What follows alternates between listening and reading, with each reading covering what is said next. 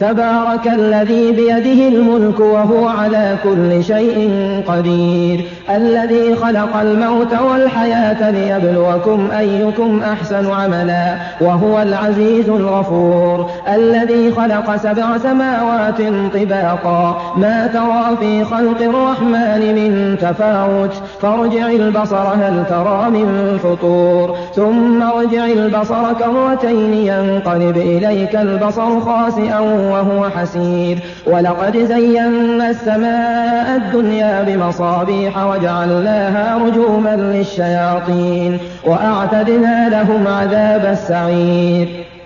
وللذين كفروا بربهم عذاب جهنم وبئس المصير إذا ألقوا فيها سمعوا لها شهيقا وهي تفور